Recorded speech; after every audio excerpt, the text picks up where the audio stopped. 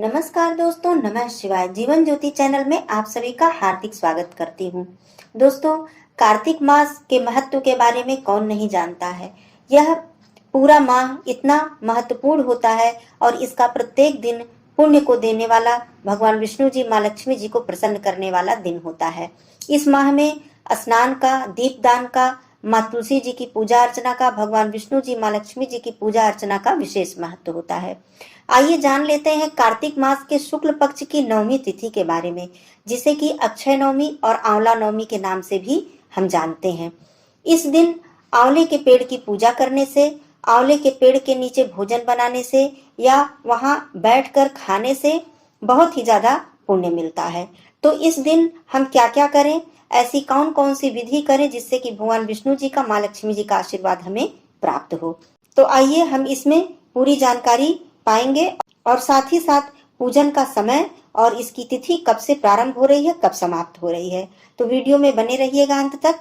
यदि आप मेरे चैनल पे नए हैं तो चैनल को सब्सक्राइब कर लीजिएगा। वीडियो आपको यदि पसंद आता है तो लाइक और शेयर भी कीजिएगा। बेल आइकन को प्रेस करना बिल्कुल मत भूलिएगा। तो आइए शुरू करती हूँ। जैसा कि इस वर्ष 2022 में आंवला नवमी 2 नवंबर को पड़ रही है, लेकिन इसकी तिथि प्रारंभ हो जा रही है 1 नवंबर दिन मंगलवार रात 11:04 पर और यह तिथि समाप्त हो रही है 2 नवंबर बुधवार रात 9:09 पर। आप इसको नोट कर लीजिएगा। पूजन का जो समय होगा वह 2 नवंबर को 6:34 सुबह से लेकर दोपहर को 12:04 तक रहने वाला है।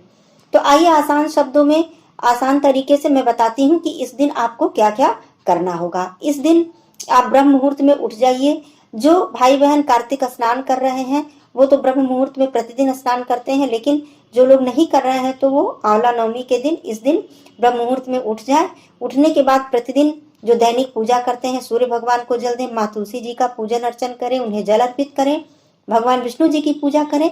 अपनी दैनिक पूजा करने के बाद आंवले के पेड़ के में पूरी सामग्री आप चंदन, पुष्प, अक्षत, फल, कुछ मीठा भोग जो अपने हाथों से सफाई से आप बना लीजिए घर पे, तो बहुत अच्छी बात है। नहीं तो कोई मीठा आप मिष्ठान मंगा लीजिए, उसको आप रख लीजिए। साथ ही साथ उसमें 8 बार कलावा या कच्चा सूत बांधने का बहुत ही ज्यादा महत्व होता है। सभी सामग्री आप लेकर आंवले के पेड़ में आप जाकर पहले कलावा को 8 बार लपेट दीजिए, बांध दीजिए। उसके बाद उसमें कच्चा दूध मिलाकर आंवले की जड़ में जल अर्पित किया जाता है। जल में कच्चा दूध मिलाकर अर्पित किया जाता है। फिर फूल, अक्षत, चंदन से तिलक किया जाता है, फूल अर्पित किया जाता है, फल अर्पित किया जाता है, साथ ही साथ भोग लगाया जाता है और आंवले के पेड़ की 108 बार परिक्रमा की जाती है।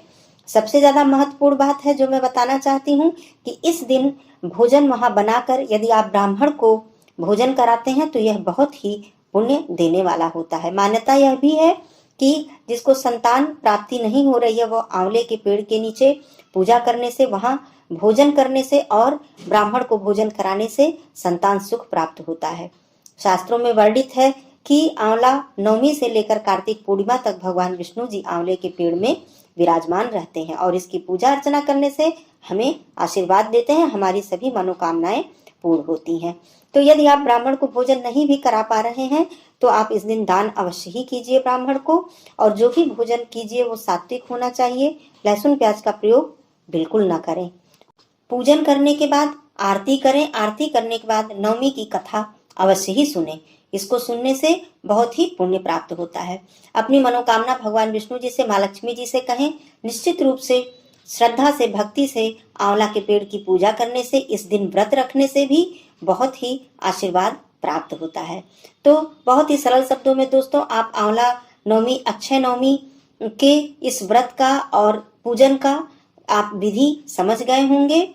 इसे अक्षय नवमी भी कहा जाता है क्योंकि इस दिन जो भी व्रत, पूजा पाठ किया जाता है इसका फल अक्षय हो जाता है। कभी भी इसका फल क्षय नहीं होता है और मान्यता यह भी है कि इस जन्म में भी इसका फल मिलता है, साथ ही साथ अगले जन्म में भी मनुष्य को आंवला नवमी के दिन व्रत और पूजा पाठ करने से उसका फल प्राप्त होता है। तो दोस्तों, आप सभी को अक्षय नवमी की हार्दिक शुभकामना।